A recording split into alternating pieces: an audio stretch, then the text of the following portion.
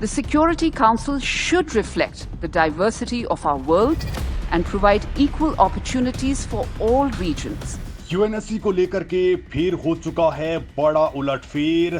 भारत की हुंकार के बाद दुनिया में मच गई है खलबली। G20 के साथ ही ब्रिक्स समिट में भारत ने मचा दिया है भोकाल। तो वहीं यूएन में फिर लगा चुकी है दहाड़ भारत की रुचिरा कंबोज।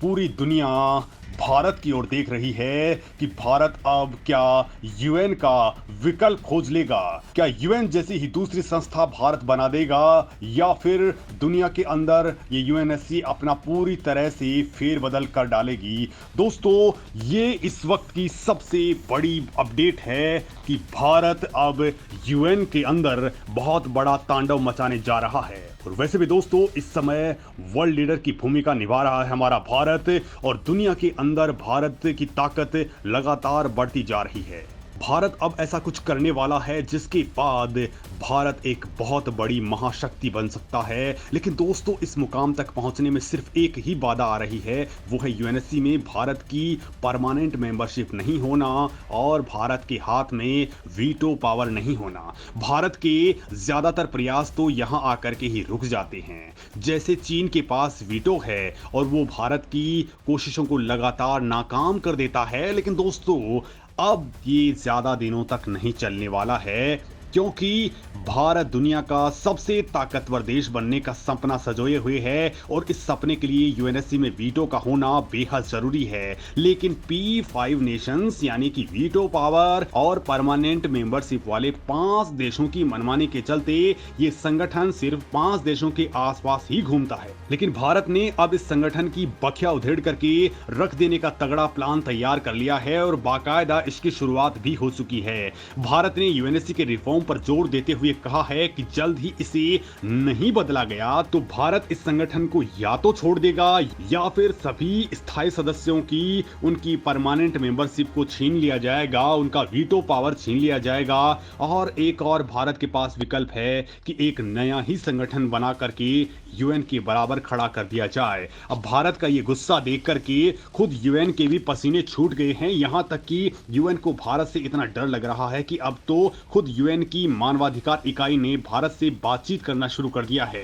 हाल ही में दोस्तों, यूएन ने अकेले भारत को यूएन का वीटो पावर देने के बदले एक शर्त रखी थी। ये शर्त क्या थी, ये मैं आपको बताने वाला हूं, लेकिन उससे पहले आपको बता देता हूं यूएनएससी में एक बार फिर से भारत ने कैसे हल्ला बोल दिया है, कैसे भारत की शर्तों पर सभी स्थायी देश अब गौर करने लगे हैं और आखिर भारत G20 और ब्रिक्स के अंदर क्या कुछ कर रहा है, वो तमाम बातें मैं आपको बताने वाला हूं। लिहाजा दोस्तों, वीडियो पर लगातार बने रहिए।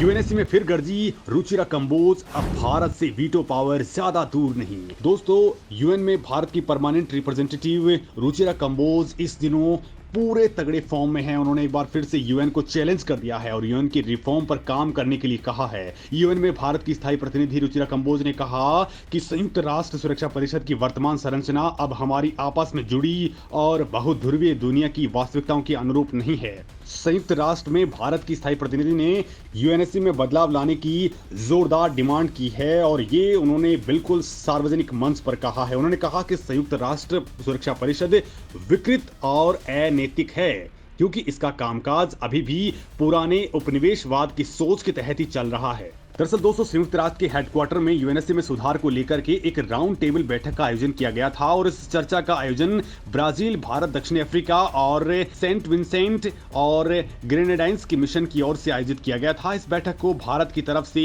यूएन में स्थायी प्रतिनिधि रुचिरा कंबोज ने हिस्सा लिया और संयुक्त राष्ट्र सुरक्षा परिषद की आकार, उसकी कार्यशैली, उसके काम करने की प्रभावी क्षमताओं पर सवाल खड़े कर डाले। भारतीय प्रतिनिधि ने स्पष्ट शब्दों में कहा कि दुनिया बदल गई है और संयुक्त राष्ट्र का मौजूदा स्वरूप नई ताकतों के उभार का प्रतिनिधित्व करने में नाकाम है। रुचिरा कंबोज ने कहा कि जलवायु परिवर्तन, आतंकवाद, महामारी और मानवीय संकटों के लिए सामूहिक प्रयासों और साझा जिम्मेदारियों की जरूरत है और अगर यूएनएससी में रिफॉर्म लाए जाते हैं तो फिर यूएनएससी प्रभावी तरीके से वैश्विक मुद्दों को एकता के साथ संबोधित करने में कारगर साबित होगी। दोस्तों, भारत की इस दूत ने बदलाव की मांग के साथ ही कहा है कि संयुक्त राष्ट्र में गंभीर सुधारों की जरूरत है, क्योंकि ये मौजूदा प्रारूप के साथ वैश्विक आतंकवाद, जलवायु परिवर्तन, आपदा, मानवीय संकट को संबोधित करने में कारगर नहीं है। लिहाजा इन मुद्दों पर एकजुट होकर के जिम्मेदारी से चलने की जरूरत है। दोस्तों आपको बता दूं कि इससे पहले पीएम मोदी ने भी जबरदस्त तरीके से यूएनएससी के सुधार की डिमांड कर दी थी। साथ ही कहा था कि अगर ये सुधार नहीं होते हैं तो फिर यूएन का अस्तित्व ही खत्म हो जाएगा। तो वहीं भारत के विदेश मंत्री एस जयशंकर तो कई बार इस यूएनएससी के अंदर धमाका मचा चुके हैं और इस वक्त भी उन्होंने धमाका मचाए हैं, वो बात मैं आपको बताने वाला हूं। लेकिन दोस्तों आपको बता दूं कि भारत यूएनएससी में सुधार की मांग लगातार करता जा रहा है, लेकिन चीन के वीटो की वजह से ऐसा नहीं हो पा रहा। जबकि वीटो पावर वाले 4 और देश रूस, अमेरिका, ब्रिटेन और फ्रांस भारत की परमानेंट मेंबरशिप का सपोर्ट करते हैं। हालांकि अमेरिका ये भी चाहता है कि भले ही भारत को स्थायी सदस्य बना लिया जाए लेकिन वीटो पावर ना दिया जाए।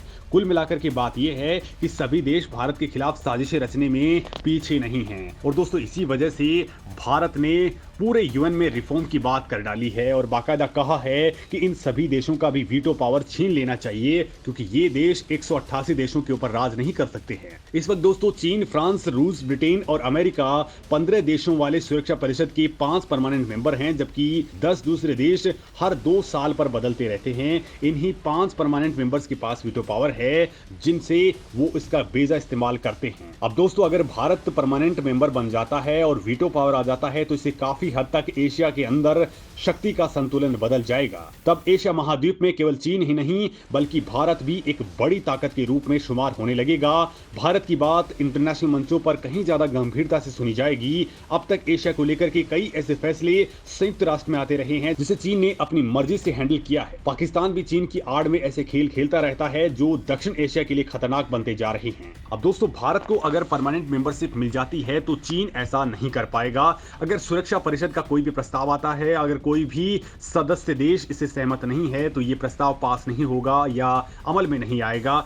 दूसरे शब्दों में कहूं तो किसी भी प्रस्ताव को अगर सुरक्षा परिषद में पास होना है तो उसके 5 परमानेंट मेंबर्स की सर्वसम्मति जरूरी होती है। और दोस्तों इसी को लेकर के अब भारत ने बड़ा गेम कर दिया है। दरअसल दोस्तों इस वक्त ब्रिक्स समिट के अंदर विदेश मंत्रियों की बैठक चल रही है जिसमें विदेश मंत्री एस जयशंकर ने यूएनएससी का मुद्दा बहुत जोर शोर से उठाया है।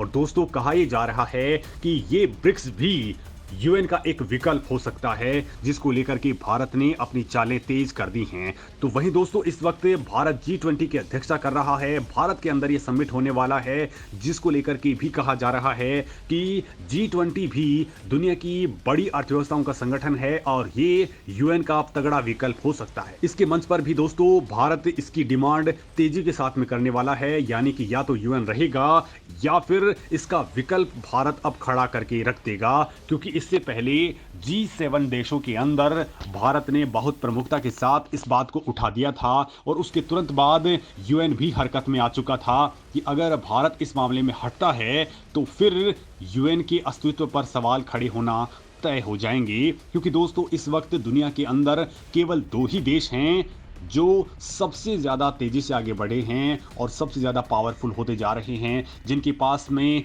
जनसंख्या, अर्थव्यवस्था और बाकी सैन्य संसाधन तेजी के साथ बढ़े हैं। इनमें एक चीन है और दूसरा भारत। और दोस्तों भारत इस वक्त वो देश है जिसके अंदर रिसेशन का 0% पॉसिबिलिटीज दिखाई जा रही हैं। भारत आने वाले वक्त में तीसरी सबसे बड़ी इकोनॉमी बनने वाला है, लिहाजा भारत को इग्नोर करना खुद यूएन के लिए भी बेहद घातक साबित हो सकता है। क्योंकि भारत हटा तो फिर दुनिया की एक बड़ी आबादी भी इससे पांव पीछे खींच लेगी। दोस्तों इस मामले में आपका क्या सोचना है कमेंट करके जरूर बताएं।